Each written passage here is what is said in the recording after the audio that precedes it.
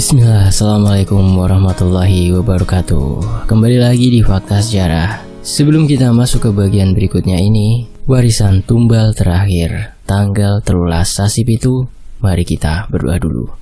A'udzu bikalimatillahi tammati min syarri. Bismillahirrahmanirrahim. Wa huwas samiul alim. Allahumma shalli ala sayyidina Muhammad sallallahu alaihi wasallam. Ini dia warisan tumbal terakhir tanggal 13 Sasi Pitu, sebuah kisah dari Mas Kalong @cerita_setan. Teman-teman juga bisa follow akun beliau ya, untuk linknya ada di deskripsi. Beliau nulis banyak banget kisah-kisah yang tak kalah seram dari yang sedang saya bacakan ini. Dan ini dia bagian berikutnya.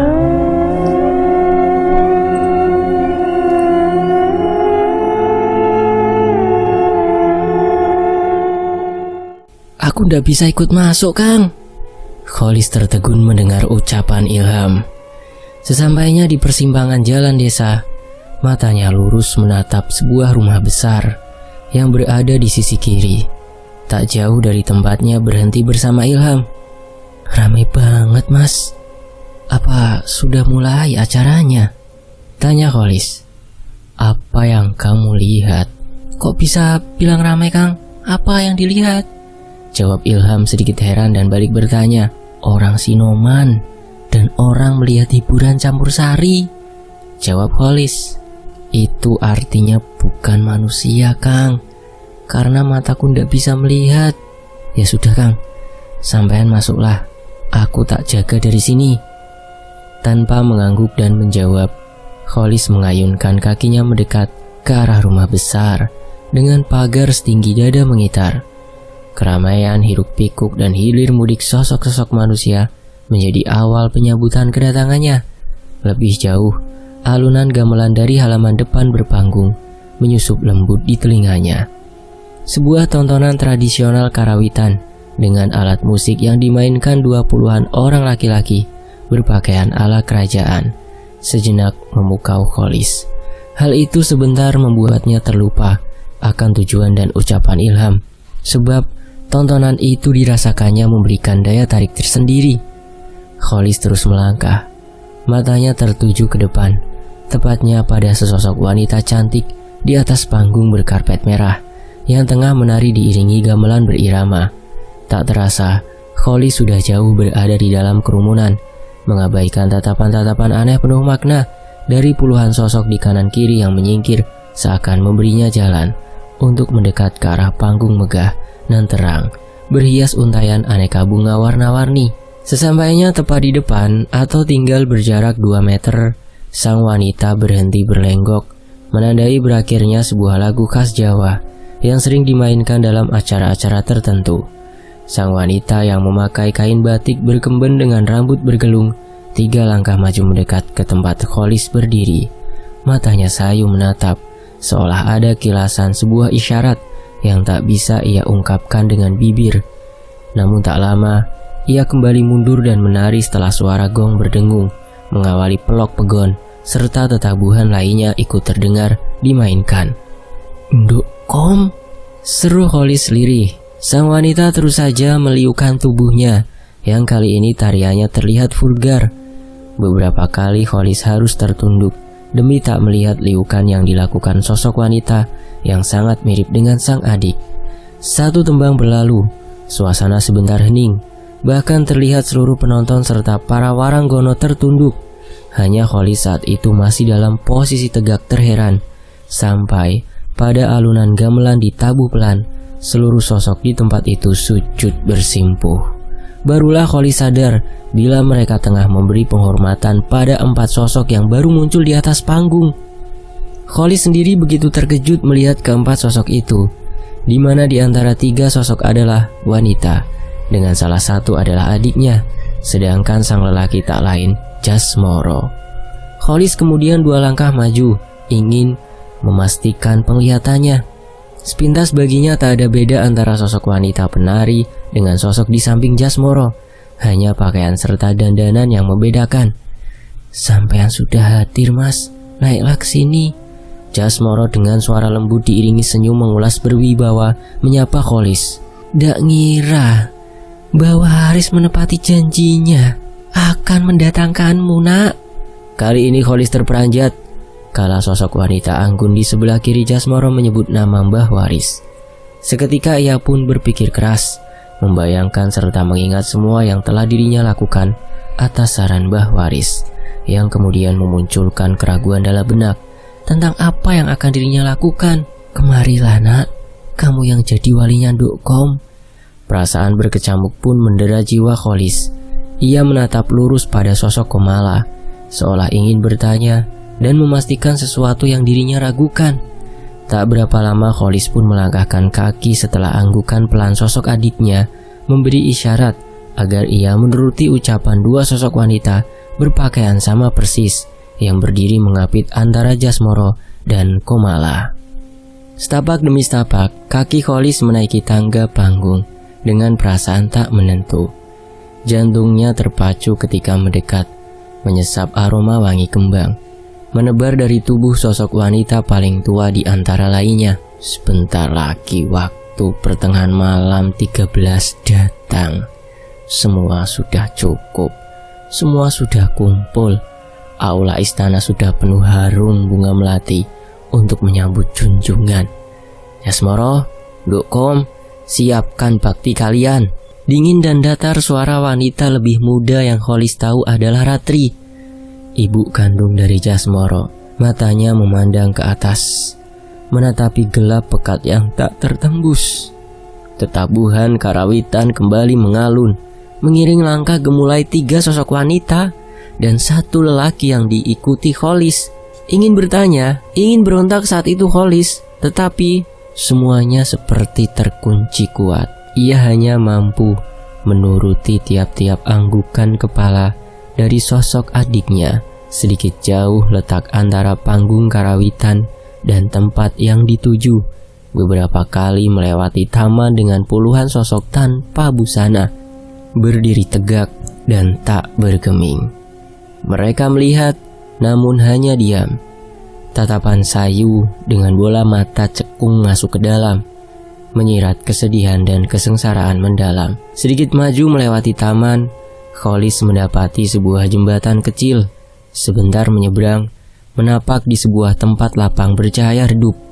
Dari sisi kanan kiri, tampak pilar-pilar kayu setinggi 2 meteran tertancap kokoh dengan rantai berwarna hitam melingkar. Sesampainya di tengah, mata Kholis melotot, mendapati sebaris pilar terisi sosok-sosok tubuh manusia. Dari semua sosok, tak ada satupun sosok wanita terlihat dari wajah mereka dan tubuh yang tak berbalut kain sehelai pun. Satu yang membuat Kholis merinding, melihat pada bagian bawah, tepatnya bagian alat vital, bercakan darah meleleh, menandai tak satupun dari semua sosok yang terikat rantai pada pilar kayu mempunyai kelamin utuh. Beberapa lama Kholis menahan gidikan ngeri melewati tempat itu. 10 meteran di depan, Kholis mendapati sebuah gerbang tinggi berdinding warna emas mengkilap. Namun saat masuk ke dalam, pemandangan tampak sangat jauh berbeda. Selain hawa lembab, bangunan layaknya terowongan tertutup kain merah di semua bagian dinding. Tepat di ujung, terdapat 2 sosok bertubuh hitam gelap menjadi penjaga. 7 anak tangga dari bebatuan harus dilalui Kholis yang terus mengikuti 4 sosok di depannya keluar dari gerbang berkain merah. Mereka terus berjalan dan kali ini menyisir jalan selebar 2 meteran. Dengan sisi kanan kiri terdapat gundukan-gundukan tanah bernisan batu hitam terpahat. Hawa di tempat itu pun lembab dan anyep. Tetapi bukan hal itu. Bukan juga nisan-nisan batu bertutup kain merah yang tiba-tiba membuat Kholis terhenti mematung. Nafas Kholis terasa sesak dan berat. Tengkuknya dingin membeku melihat beberapa sosok terpasung di ujung samping kiri, menyandar pada dinding batu-batu bulat tersusun. Ratapan dari 3 sosok dengan rambut panjang sampai menutup wajah sangat menyayat batin Kholis. Ia sangat kenal dengan suara itu. Meski tak dapat melihat jelas wajah mereka yang tertunduk meneteskan lendir-lendir merah mengental. Iku ganjaran, iku akibat orang yang terlalu berani. Sinis, suara dari depan Kholis membuatnya terperanjat kaget. Lebih terkejut menyadari di depannya hanya ada seorang wanita tua bertapih kain jarik putih hitam. Kholis selangkah mundur, mengedarkan pandangan mencari sosok Komala dan Jasmoro, serta dua wanita yang tadinya ia ikuti. Yang kamu cari menunggu di Jenggolo. Tugasku membawamu ke curug sebelum mulai upacara, ucap wanita tua seperti tahu yang tengah dipikirkan Kholis. Senyum sinis mengembang dari bibir ruah hitam milik wanita itu, memamerkan deretan gigi tak kalah hitam. Kontras dengan rambut panjangnya yang memudar, matanya lebar membulat putih, tanpa alis, terbalut kulit keriput. Meski takut, Kholis hanya pasrah mengikuti langkah sedikit bungkuk sang wanita tua. Puluhan langkah Kholis terus mengikuti dengan diam, sampai sang wanita tua membelok ke arah kiri. Barulah terbersit keraguan dalam benak Kholis, membuatnya menghentikan langkah. Belum waktunya kamu masuk ke sana. Sekarang ikutlah saya untuk membersihkan ragamu. Pelan namun tegas suara wanita tua saat menyadari Kholis berhenti dan menatap ke arah sisi kanan, di mana terlihat sebuah bangunan mewah nan terang, dipenuhi untayan bunga berwarna putih, menggantung melingkar pada tiap-tiap sudut berpilar kayu coklat sebesar pelukan tangan dua orang dewasa. Sangat jauh perbedaan dengan tempat yang akan dirinya tuju, mengikuti sosok wanita tua yang hanya bercahaya dari obor-obor terpasang berjarak menuju ke arah tempat gelap tak tertembus pandangan. Selangkah maju, kaki Kholis seolah tak berpijak tanah. Semua seperti hampa dan ringan. Namun hal itu tak dapat Kholis tolak. Tubuhnya seakan tertarik oleh satu kekuatan, memaksanya untuk terus mengikuti di belakang sosok wanita tua berbau kapur barus. Hanya beberapa menit Kholis kembali menghentikan langkah, mengikuti sang wanita. Tak lama, wanita tua itu menjulurkan tangan, menunjuk ke arah depan tanpa menoleh pada Kholis. Di sana itu curugnya. Kesanalah, ucap sang wanita. Sejenak Kholis masih terdiam, lalu berjalan mengikuti arah yang ditunjuk oleh sang wanita. Setelah sang wanita mengulangi perintahnya, antara takut dan bingung, Kholis terus menjejakkan kaki setapak demi setapak, menyusuri suasana remang, melewati obor-obor bercahaya tenang, memasuki sebuah gapura bambu diapit dua buah obor besar. Telinga Kholis mulai tersusupi suara tawa riuh di depan. Tak berapa jauh, matanya melihat sebuah tempat diterangi obor yang melingkar lebar. Kilauan memantul dari tengah-tengah tempat itu, meyakinkan Kholis jika curug itulah yang dimaksud oleh sang wanita tua. Kholis bergegas mendekat, ingin segera menuntaskan satu syarat, membersihkan diri dengan air curug. Namun, belum sempat kakinya menyentuh air berwarna hijau jernih, bisikan tegas berulang-ulang masuk rongga telinganya. Jangan masuk ke dalam air, Kang. Minum airnya dengan telapak tangan.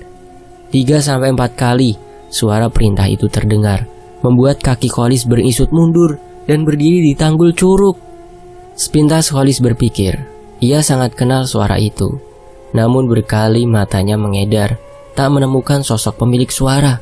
Dukom, Dukom. Suasana curug tetap hening. Tak ada sahutan dari panggilan Kholis, membuatnya kembali terdiam penuh rasa bimbang. Semenit berikutnya, Kholis memilih untuk turun mendekati air curug. Dua telapak tangannya mengatup, meraup air dingin curug dan meneguknya. 3 kali raupan, lalu Kholis tutup dengan membasuh wajah, kemudian naik dan perlahan meninggalkan curug. Kebingungan lagi-lagi dirasa Kholis. Jalan awal ia masuk yang tadinya hanya satu arah, tetapi saat akan keluar, tampak beberapa pintu terpampang di hadapannya. Semua pintu berbentuk sama. Penerangan dengan obor besar juga sangat persis. Sedikit pun Kholis tak menemukan perbedaan, membuatnya sebentar dia menimbang-nimbang sebelum memilih salah satu arah. 3 tarikan nafas, Kholis melangkah mantap. Sepintas melirik sisi kanan kiri sebelum kakinya mengayun melewati pintu keluar dari curug yang ia pilih tepat dan lurus di depannya. Baru keluar 10 jengkal, ia harus tercengang mendapati sebuah tempat ramai penuh kesibukan. Para wanita terdengar tertawa lepas antara satu dengan yang lain. Juga para lelaki hilir mudik bahu-membahu, saling membantu mengerjakan beberapa pekerjaan. Aroma sedap berbagai masakan segera menyegarkan penciuman Khalis. Dirinya pun yakin jika saat itu berada di dapur. Keyakinannya semakin kuat manakala melihat aneka hidangan yang telah matang berjejer di atas sebuah meja panjang. Tanpa sadar, tubuh Khalis tergerak maju mendekati sosok-sosok yang sedang bersibuk. Namun aneh, walau hanya berjarak 1 siku, mereka hanya diam, tak memperdulikan kehadirannya. Keanehan semakin menjalar saat beberapa sosok berpapasan dan hanya menatapnya dengan wajah tanpa ekspresi. Jadikan ngeri segera menelusup seluruh tubuh Khalis, terutama pada bagian-bagian tubuh mereka. Tak ada satupun dari sosok-sosok itu berindera lengkap, terutama pada bagian telinga. Menyadari hal itu, buru-buru Khalis berlalu. Kakinya mengayun cepat, tanpa peduli lagi dengan semua sosok yang diam dan menatapnya. Sekilas dalam langkah terburu, ia sempat melirik. Dalam pandangannya, semua hidangan yang telah tersaji dan tertutup kain hitam pada bagian atas adalah dari potongan anggota tubuh manusia. Cukup jauh Khalis melangkah hingga tiba di ujung, tepatnya gapura bersusun batu bata menguncup. Khalis dikejutkan oleh sosok wanita tua yang tadinya mengawal. Sosok itu menatap tajam, sorot matanya penuh amarah, membuat tubuh Khalis mulai menggigil. Terlalu berani kamu masuk ke dalamnya, Jenggolo. Beruntung kamu di sini karena keinginan Kanjeng Dewi tergolong tidak menjadi hidangannya, junjungan. Sentak sang wanita tua. Kamu sekarang sudah ditunggu, sambungnya masih dengan suara dingin dan tegas. Kemudian sosok wanita tua membalikkan tubuh. Rambutnya yang panjang tergerai menyentuh tanah berumput, menimbulkan suara gemerasak saat kakinya mulai berjalan. Khalis yang masih dalam bayang ketakutan perlahan mengikuti dengan menjaga jarak sedikit jauh, sampai akhirnya tiba tepat di samping tempat yang sempat dirinya lihat mewah dan terang. Satu kali ini saya mengampuni manusia yang lancang, seru seorang wanita bergelung tertuju pada Khalis yang baru tiba. Naiklah, ini sudah waktunya. Khalis pun menurut, menaiki 3 tangga menuju dalam aula yang besar, wangi, dan terang. Puluhan orang terlihat duduk berkumpul, memutari 2 sosok di tengah, menghadap pada sebuah cawan berisi air dan taburan aneka bunga. Di antara puluhan orang, beberapa wajah membuat Khalis terkejut. Salah satunya adalah wajah tua yang sangat dirinya kenal, sangat ia hormati, Mbah Waris. Bah, apa maksudnya ini? Tak dapat lagi Khalis menahan keraguannya. Ia kecewa melihat Mbah Waris berada di tempat itu. Namun terlihat Mbah Waris tetap diam dan tenang. Meski ucapan Khalis sangat jelas dan tegas, ikutlah duduk di sana. Kamu itu wali nikahnya Komala. Jangan bikin ribut di sini. Khalis berpaling, menatap lelaki tua yang berada tepat di sampingnya, dan baru saja berucap lirih. Melihat siratan dari sorot mata dan anggukan kepala lelaki tua itu, Khalis meredakan emosinya. Meski tak mengerti secara jelas, tetapi anggukan itu dapat Khalis artikan sebagai perintah baginya. Satu hembusan angin kencang tiba-tiba masuk dalam aula, mengibarkan selendang-selendang milik beberapa wanita yang berdiri sedikit jauh dari tempat para lelaki duduk mengitari Komala dan Jasmoro, juga mengibas untayan bunga-bunga putih yang menggantung pada 4 pilar. Sebentar kemudian, sebuah tembang mocopat terdengar nyaring, disuarakan sosok wanita paling tua dan berada di depan sebuah patung besar berwujud sesosok lelaki berpakaian raja. Pada bagian kaki patung terdapat sebuah cawan berisi cairan kental berwarna merah, beraroma amis menyengat. Tembang itu terus bergema, iramanya mengalun lembut, membuat sesiapapun yang mendengar akan tertunduk, menyesapi tiap-tiap bait meski terkandung kengerian di dalamnya. Tak terkecuali Khalis. Kepalanya tertunduk dan perlahan tubuhnya tersimpuh, duduk di antara puluhan lelaki tua yang lebih dulu duduk melingkar. Raja Gatra, Raja Gatra, Raja Gatra.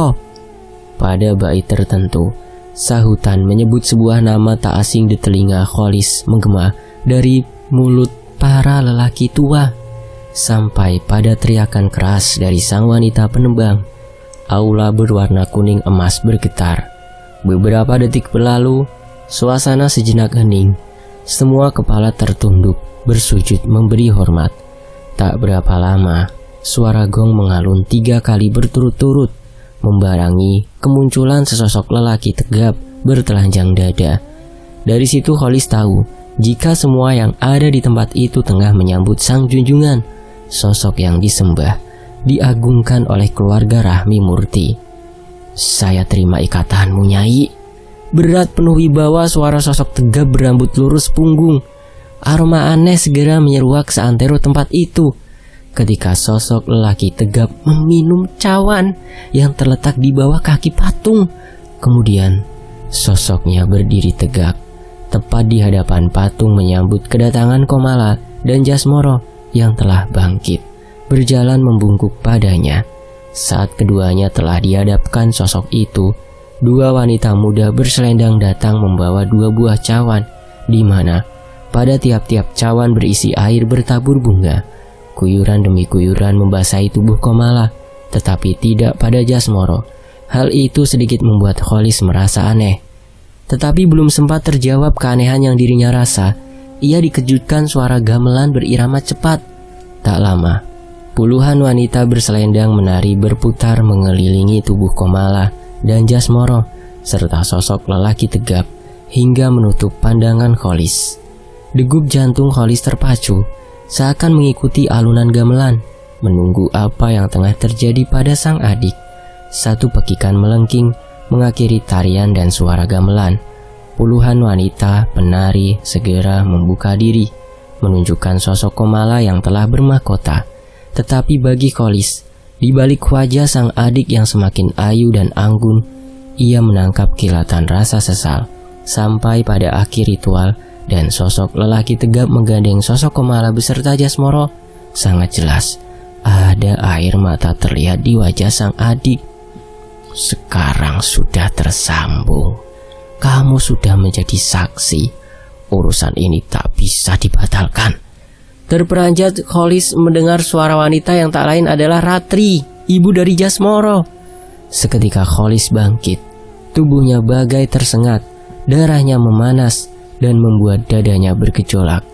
Namun, kala ia ingin mendekat ke arah sosok Ratri yang bersanding dengan wanita lebih tua sangat mirip, tertahan suara lirih dari sisinya. Belum sekarang waktunya. Tetap duduklah. Khalis menurut. Kembali terduduk dengan menahan rasa geram. Tetapi belum sampai 3 tarikan nafas, tiba-tiba Khalis merasakan lantai mengkilat aula itu seolah goyah. Tak hanya dirinya, semua yang masih berada di tempat itu merasa terkejut. 2 sosok wanita yang tak lain Ratri dan Rahmi terlihat panik. Wajah keduanya memerah, bola mata melotot, menatap lurus ke arah tempat di belakang patung, di mana sosok lelaki tegap membawa Komala dan Jasmoro. Buat perkara apa anak ini sampai menggoncangkan senggoloku?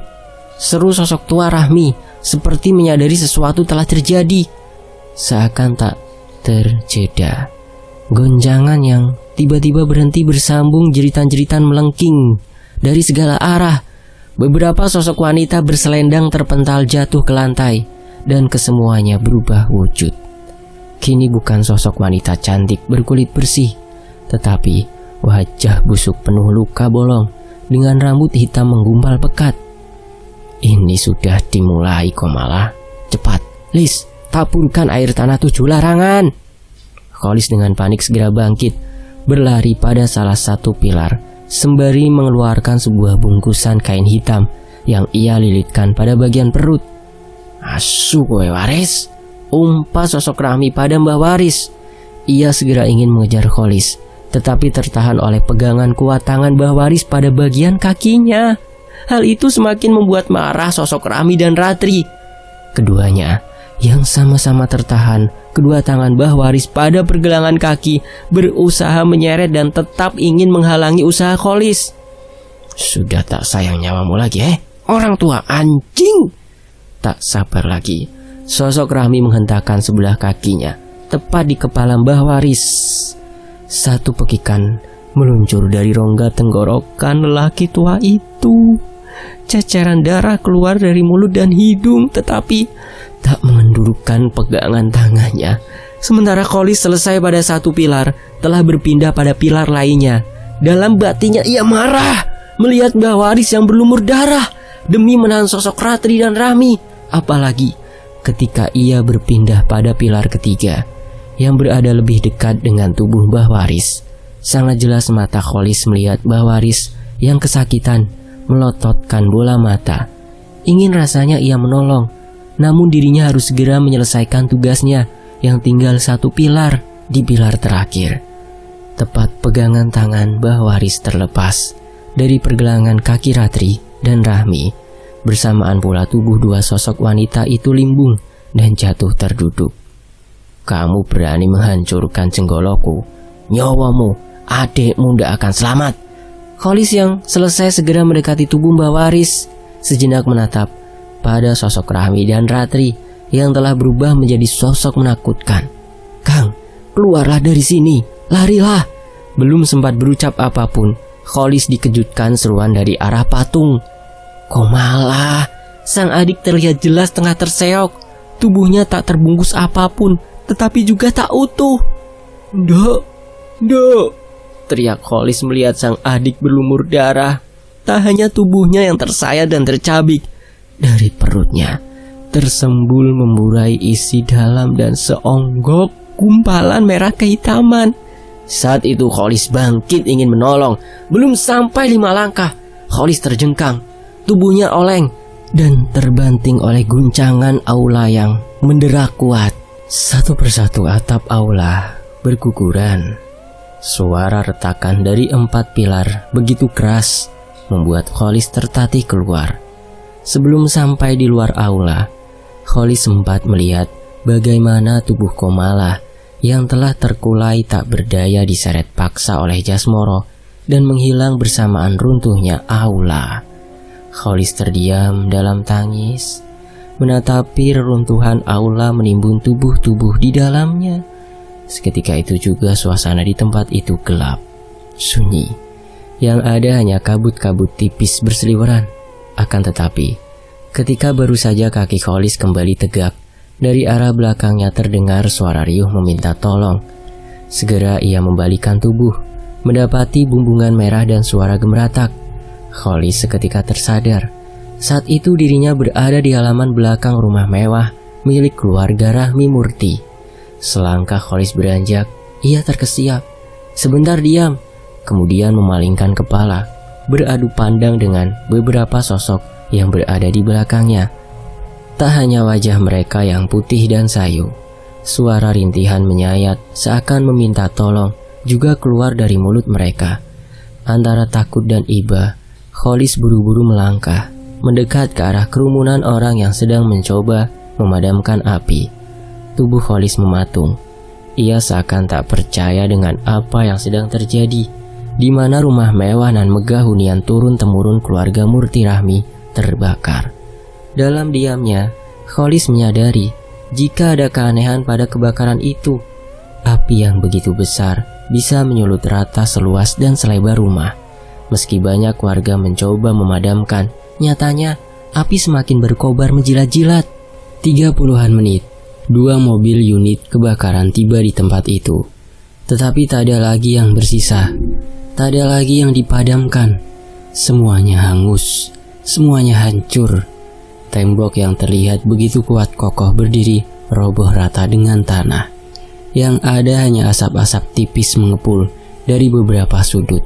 Semua barang berharga, mewah, tak satu pun yang tersisa. hanya puing-puing arang tampak memenuhi sekitar, menebar bau hangus dan asap menyesakan. Entah karena firasat atau ada kekuatan menarik diri Khalis untuk melangkah di sisi kiri bagian bekas rumah.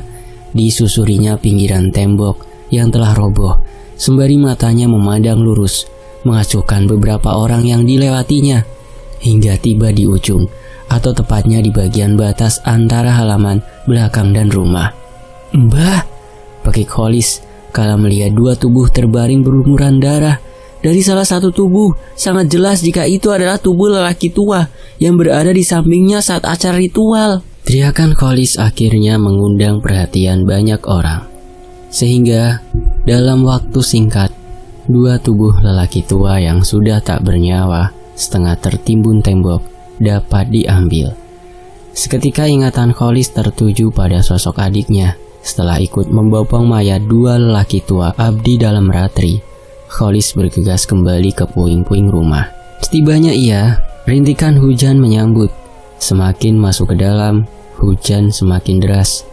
Beberapa warga dan petugas yang mencoba mencegah serta mengingatkan dirinya abaikan. Dalam lebatnya hujan itulah, mata Khalis melihat sepotong kain. Dirinya ingat betul jika kain berwarna merah bermotif bunga mekar adalah kain yang dipakai Komala. Hembusan angin disertai kilat-kilat bersahutan tak menyurutkan tekad Khalis. Ia berusaha sekuat tenaga dan bersusah payah mendekat dan menarik kain merah. Saat dirinya berhasil mengambil, saat itu juga sebuah tangisan lirih terdengar di telinganya. Hawa dingin yang membalut tubuh kuyupnya tiba-tiba memanas, mendapati di depannya tak lebih berjarak 5 meter, satu sosok wanita berdiri tertunduk dalam tangisan. "Duk Kom, Duk, kamu masih hidup kan?" ucap Khalis, begitu yakin jika sosok berambut sepunggung yang menutup bagian separuh wajahnya adalah sosok Komala. Sebentar sosok itu menghentikan isak tangisnya. Perlahan wajahnya terangkat, menyibak rambut hitam yang menutupi pada bagian wajah. Saat itu, dari kilatan-kilatan tak berpetir, Khalis sedikit jelas melihat wajah hancur milik sosok itu. Dari dua bola matanya terlihat mengalir darah. Dua bibirnya terkelupas, membuat deretan gigi putihnya terlihat jelas. Melihat sedikit lama, membuat Khalis merinding dan ragu bila sosok itu benar Komala, adiknya. Saat akan beringsut mundur, tiba-tiba sosok itu kembali menangis terisak. "Kang, tolong aku, bebaskan aku," ucap pelan memelas sosok wanita yang semakin Khalis yakini adalah adiknya. Duk Kom, tenanglah. Ini sudah berakhir. Kamu sudah bebas. Ayo pulang," sahut Khalis bersemangat. Namun ucapan Khalis dijawab gelengan kepala sosok Komala.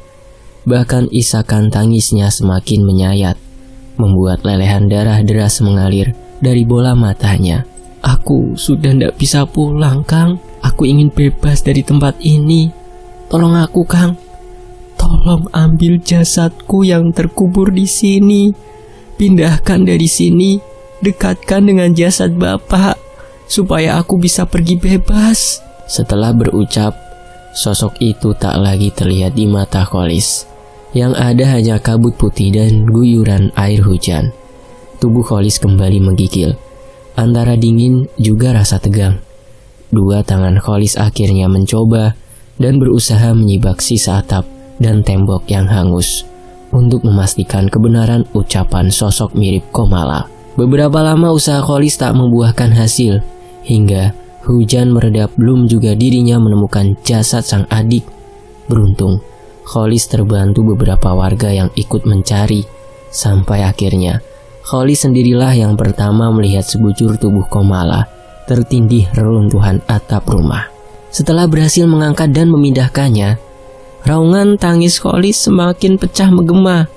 Menyaksikan tubuh sang adik membiru dan sebagian hitam hangus terbakar. Rasa lelah, sedih, dan marah menghantar Khalis pada perasaan gelap.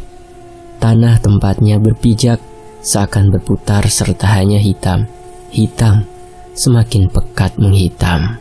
"Mas Ilham!" seru Kholis. "Ilham, sukmanya ketarik," ujar Uyut Latif. "Hah? Uyut Latif?" Uyut Latif hanya diam, seolah tahu apa yang dikhawatirkan Kholis. "Sukmanya bisa kembali, tapi tidak bisa normal lagi. Karena itu anak ini akan saya bawa, akan saya rawat." Dan kenyataannya seperti itu. Kisah ini selesai. Kholis, Dukom, Bawaris Ilham tak bisa bertemu kembali atau happy ending. Ya namanya juga kisah ya. Kita kan nggak tahu apa yang terjadi di sebaliknya. Mas Kalong hanya menceritakan saja teman-teman. Dan semoga di dalam menyimak kisah yang sepanjang ini, teman-teman bisa mengambil hikmahnya. Dan kabar baiknya, tumbal itu putus.